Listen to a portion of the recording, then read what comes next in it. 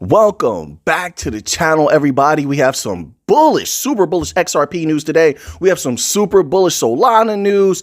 Bitcoin, of course, we're going to go over a couple of more super bullish predictions about Bitcoin. I'm telling you, it's quite eye-opening while they're saying these things.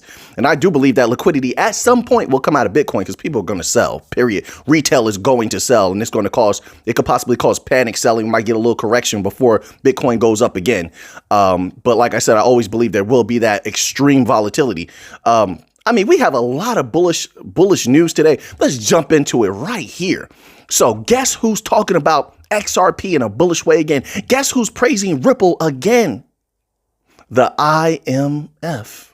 According to Nasdaq.com, I guess a paper came out on Tuesday. I didn't see this. I haven't been staying too up to date on IMF papers. They become rather redundant, saying the same thing over and over again.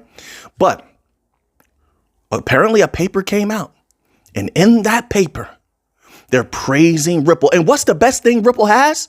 XRP. What's the fastest thing they have? XRP. What's the cheapest thing that they have? XRP.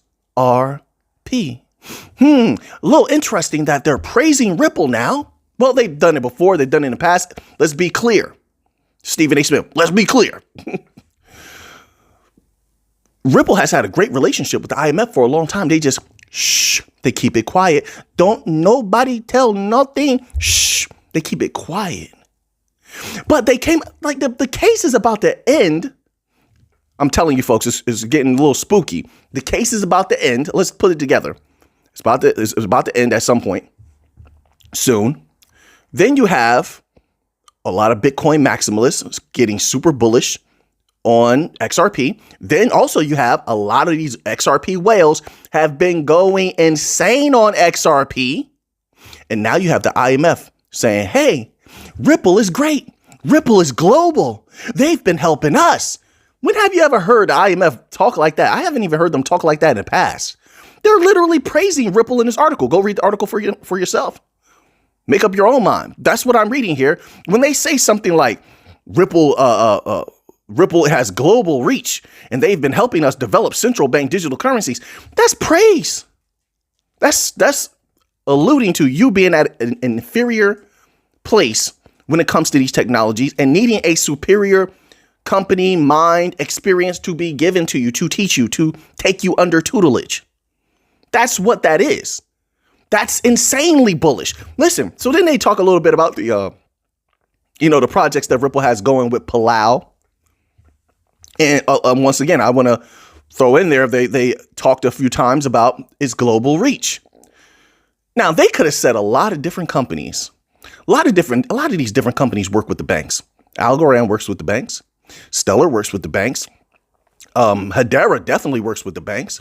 Chainlink is with Swift. No, they said Ripple. Though they reference Ripple and they reference R3. Let's put that on the table. R3 was in there. All right. And yeah, of course, R3, has its certain connections, I believe, with Zenfin, XDC.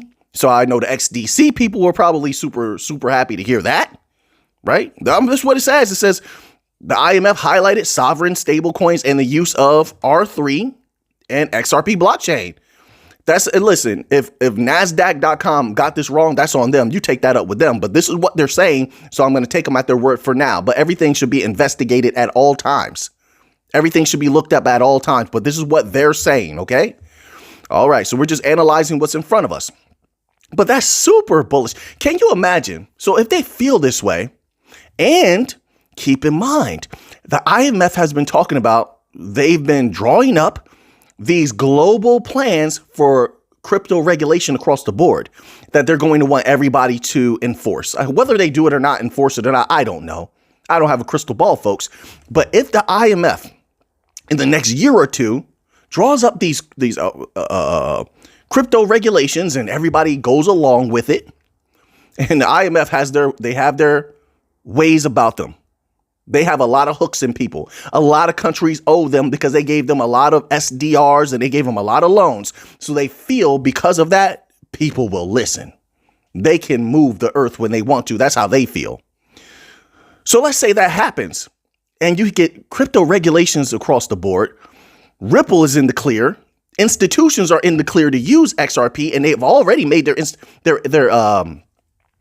intentions clear that they want to use XRP, but institutions are not going to go ham, for lack of a better word. That's the acronym HAMU. If you know, you know. They're not going to go ham with the new financial system just yet. And one of the catalysts was clarity. One of the was clarity on institutional use. Let me be clear with that. Institutional use, which is what they're battling over right now, right? But if all of that is clear at some point, what is stopping XRP from going just insane, skyrocketing? What's stopping it? I don't have to go over all the different bullish things that XRP is a part of and that it can do. All the partnerships and such. I don't think I really have to do that with this audience. So there's that. Wait, let's go to another article here. Let's go to another article. Now, more whale activity. What do these whales know? Listen, what do they know that the regular people don't? That's making the whales for the last, since January, February, March. We're going into 3 months of whales accumulating XRP as retail sells XRP. Notice it happens at the same time. Did you see that chart yesterday where there was a massive buy and at the same time it was a massive sell? It always happens like that. When something bullish happens, there's a lot of selling that happens at the same time. It equalizes out. Are you paying attention to this? They're not dumb. They're smart. And so the normal person who's ripping and running, going back and forth to work or their small business or they're in school, they don't have time to look at that and see, there was selling a lot of selling at the same time as there was whale purchases. They don't have time to know that. And those individuals know it. All the people are going to see is XRP's price barely move. It barely moved while everything else is good. That's all they see. That's all they know. It's a heck of a game they're playing. They're playing chess, folks. Bobby Fischer type stuff, or whatever the new guy, Magnus level chess. But wait, here's this article here. This article is titled XRP Whales Shift 62. You thought it was going to be 2. I really was going to do 3. See, I shook you. Millions of tokens amid price rally is 75 cents next. So they took 62 million of that sweet XRP and they took it off the exchange, put it in the cold wallet. Yeah, they put it in the cold wallet, drove it to the remote location, entered it into the safe, beep, beep, beep, beep, beep, beep, boop, locked the safe, and proceeded to shovel the dirt on top of the safe to protect that sweet XRP. Sometimes you got to go to extra lengths. I'm just kidding. Somebody was serious, like, I should do that too. Somebody was getting the keys ready and they were picking a spot to bury their cold wallet. They had the map drawn up and everything. I'm just kidding, folks. I like to have a little bit of fun. But seriously, 62 million. So we're hearing one bullish big timer after another. Make no mistake, that's a heck of a lot of capital, folks. So the big money people are super bullish on XRP. What's making them that way? It certainly isn't the regular retail people. They have taken some umbrage. They got a problem with XRP, apparently, right? A lot of them. But these big money people, they love XRP right now. The big money Bitcoin people, they love XRP right now, right? Something is coming. The energy is building. So that's that article there. That's from CoinGate.com if you want to read that article. All right, let's move on here because we have to get through some of this other news. So now I want to keep covering this Bitcoin news because I'm telling you, if Bitcoin goes there and hey, anything can happen, I could be wrong. I don't have a crystal ball. I'm not a psychic or call me now for a free read. And I'm not Miss Cleo. Yeah, Miss Cleo was the prime psychic. I just want people to know that. I don't care what nobody says. What other psychic do you know? What other psychic know? So I can't have you calling me now for a free read and I don't know the future. But giving cause and effect and a lot of the data and things that I've been analyzing, and I've been trying to stay on top of this information. If Bitcoin goes to $100,000, boom. Listen, never underestimate how much people want to double and triple their money. Some of these altcoins, right? I hate that phrase altcoin, but some of these altcoins could go 10x, 5x, 10x. Man, people want that money and they're going to go get that money. Nothing's going to stop them from selling. There will be holders, and Bitcoin, I believe, will go higher at some point, but it won't be without its corrections and dips. We've already seen that. This article was titled, Adam Back doubles down on $100,000 Bitcoin before the halving. It says, amid sustained market rally. So this is another person. Add this person's name, Adam Back, to the list. Isn't Adam Back the one we read about the other day that they thought was Satoshi? Are you Satoshi, sir? It says, he just threw a book at he was watching the video just now. He threw a book at the screen. What? I already said I'm not Satoshi. I'm just kidding, sir. If you are watching, it says Back said that Bitcoin typically surges in condensed time frames during bull markets, and the roughly 20% climb this month indicates building momentum.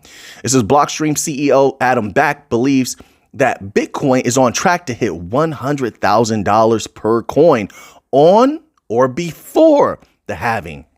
It says Back reaffirmed his prediction in a series of tweets, which they do not provide here. You know, I'm not even mad at them for not providing the tweets, because I get tired of people like cropping those tweets in the articles. They already said what the tweet says. Then they post the tweet only for me to read the same thing again. What was the point of that, right? I guess it's a reference. I guess you could say that. But if you need a reference, you could just put the reference in at the bottom as a link. Just go old school. Just put the link. But whatever. This is with the halving event only 51 days. It's 51 days away, folks. That's close. It says Back's projection has sparked discussions among investors and enthusiasts about the potential for a substantial increase in Bitcoin's value. So they go into this. Of course, they cover a little bit about the ETFs. You know, they've been going crazy with Bitcoin. It says additionally, he said that over-the-counter, that over-the-counter purchasing is really what's driving everything up. It says trading desks are running low on coins. It says amid daily buy walls of $500 million or 10,000 Bitcoin from ETFs. Now, didn't some more banks and financial institutions just start their ETFs? Like, correct me if I'm wrong. Was it Bank of America and somebody else? Someone out there knows. Somebody out there keeps up with the Bitcoin news. I know you know. I think it was like Bank of America. I can't remember the other institution, but they had something going on with their new Bitcoin ETF. So this is only going to increase, is why I'm bringing that up. It says Back also observed a shift in investor behavior. It says with individuals initially waiting for a price dip, now entering the market due to fear of missing out on further gains. Yes, I have observed that as well.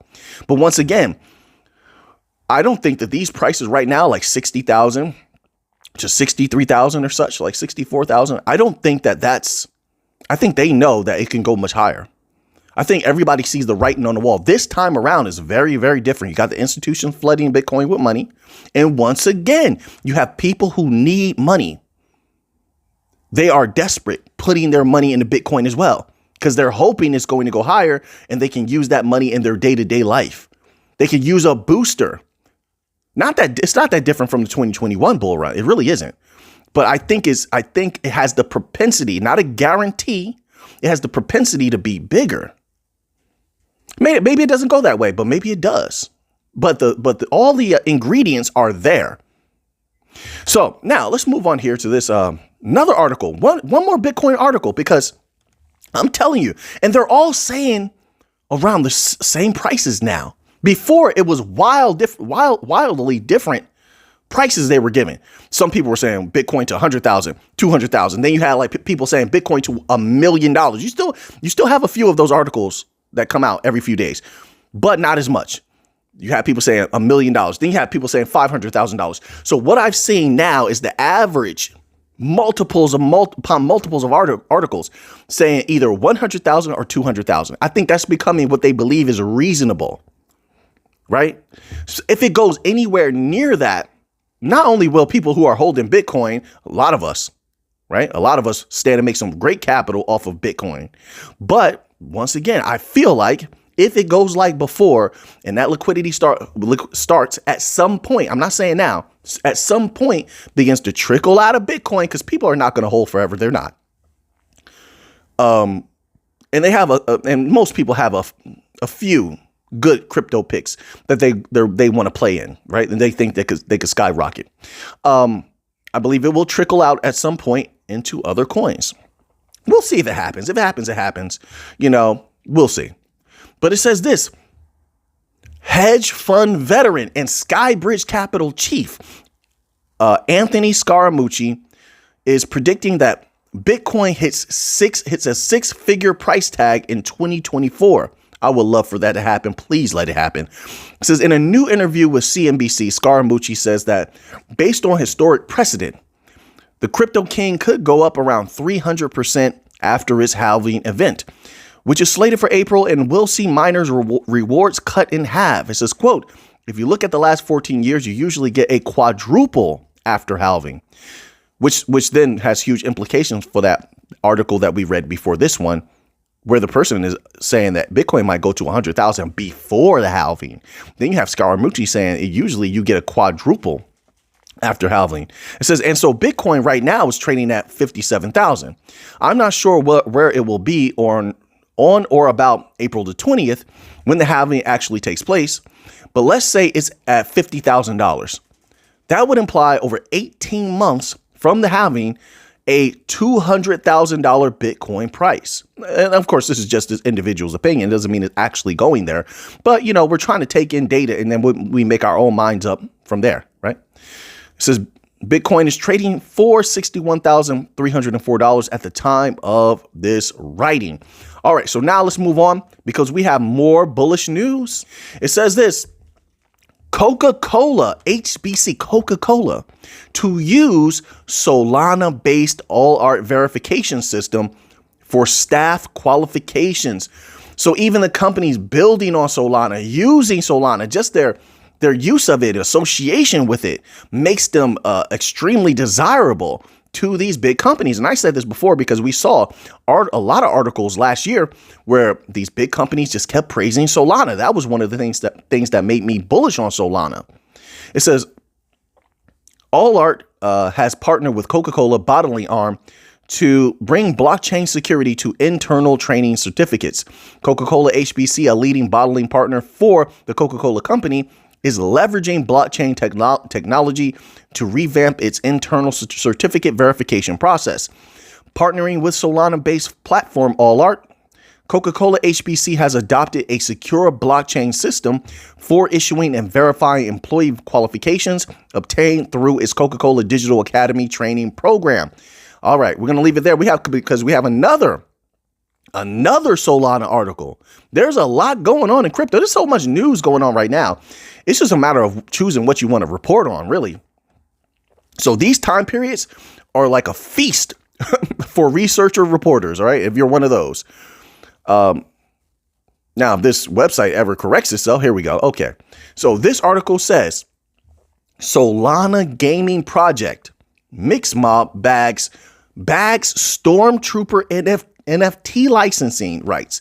And listen, over the years, I've seen the Star Wars crowd. They are serious business, folks. I think who's more serious than the Star Wars crowd? The Star Wars crowd is very serious, but I'll say number two, and it could in the past they would be able to battle for that number one spot. I'm gonna put it out there: the Star Trek fans. See, long ago, and a lot of young people might not know this, and that's okay. You had a group of people that religiously watched Star Trek. They used to go to these Star Trek conventions, dress up in their favorite characters, and I'm not going to lie to you. It was awesome. I was never that. I was young at the time, of course, but I saw it with my own eyes. They called themselves Trekkies. Oh yeah, they were serious business. It wasn't until later, I know now you're like, well, wait, Mick, wait. What about the Lord of the Rings people? What about the anime cosplayers? Listen, they didn't come in until later. And of course, they've built huge groups now, but back then it was the Trekkies and Star Wars. Yeah. So anyway, my point is, because they're serious business, they're going to want these NFTs. And even if they didn't, other people know about the huge Star Wars community. They're going to eat these NFTs up. That's an easy flip. Star Wars Stormtrooper NFTs. That's easy money. So, hey, I guess there's going to be a whole lot of NFT capital at some point if they have a respectable offering here as far as Stormtrooper NFTs.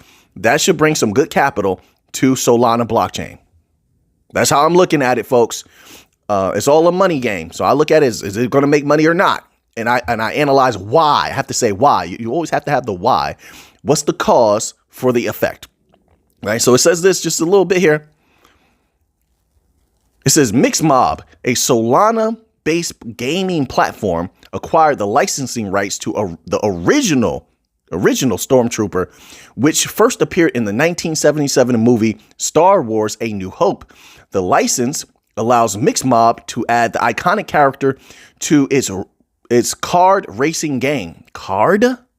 Oh, okay, I see it. Okay, so the cards probably have some kind of vehicles on it. Okay, I get it. It says Racer 1 as a non-fungible token in the second quarter. It says the firm said in a press release, Stormtroopers are soldiers in the fictional Star Wars franchise. We know.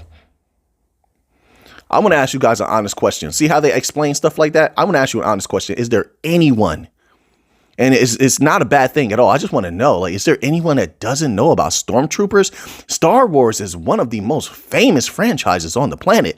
I think everybody knows about Stormtroopers. Well, maybe not everybody, but majority of people know what a Stormtrooper is. Oh, yeah, 100%. All right. So, and this is an original. Yeah, that's, in my opinion, this is not financial advice. I'm not a financial advisor. Let me say that. I got to say that.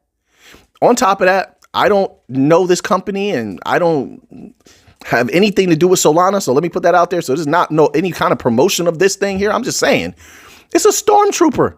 I think, listen, you put anything of Star Wars in my hands, I think I could move it. By moving it, I think I could sell it. I would go stronger and say, I know I can sell it. There's an audience there.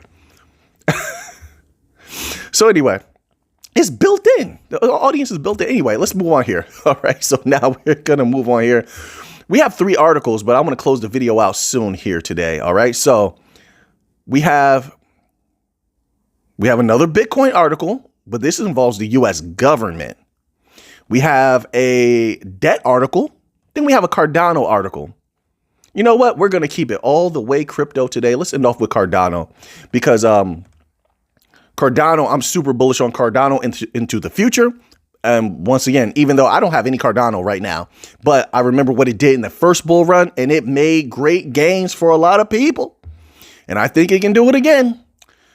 So I like to report on it because I actually believe in their system. So now, this article was titled, Cardano is not dead. Charles Hoskinson combats. He's the warrior over there. I promise you, that man's going to fight till the bitter end if you say something about Cardano. It says Charles Hoskinson combats criticism with ultra bullish ADA ecosystem developments. It says this. Blockchain networks are collectively outlining their framework for 2024 and years ahead, and Cardano is not exempted. As Cardano continues to expand its reach, it remains crucial that the network maintains its core values and maps out its future goals. Shedding light on how this will happen, the Cardano founder Charles Hoskinson shared some notable insights into the network's future. In a recent interview with an ADA proponent, Cardano's Hoskinson disclosed the network's current timeline and spoke of the future of governance, amongst other things. Spotlighting Cardano's current position, Hoskinson explained that things are coming together as planned. Although updates and upgrades usually receive a lot of criticism, that's just how it goes, sir. It says, with onlookers insisting that, quote, Cardano is dead. I will say this also. I have to tell the truth. People told me a lot of things were dead, and it wasn't In that 2021 bull run, I can't forget it. It's always like a thorn in my mind. People told me Algorand was dead.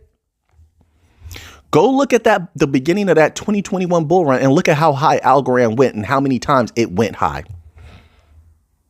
A whole lot of other projects they told me, and those projects took off. Boom, boom, boom. So people saying Cardano was dead, I just personally, because of my experience, and you could disagree, I'm fine with that. I'm not here to convince people of anything. But from my experience, people saying something is dead means nothing. You got to make up your own mind. If you see something and you think is good, go with that. You trust yourself over other people every single time. That's what I'll say. It says Hoskinson reveals that on-chain metrics and statistics reflect a healthy network ecosystem. Speaking of Plutus V3, the upgrade is expected to enhance the entirety of the Cardano network. Hoskinson disclosed that it is already in Node 88. However, the network is still set up in preparation for its upcoming hard fork. The network is currently working towards developing the end-to-end package for Plutus V3 and the 1649 governance model features. Hoskinson refers to it as the biggest and most consequential update in the history of Cardano, as it is designed to activate the entire government of Cardano through a series of actions. Listen, we'll see how well it does into the future. I think people are going to make money off Cardano just because retail has a taste in their mouth of Cardano once being a moneymaker. And they know that once the price starts going up a little bit, people might come back. So, we'll see how it works. But I think things are looking pretty good for Cardano as of right now. So now that you have that information, what are you going to do with it? I know what I'm going to do with it. So until next time, folks, let's get to the money.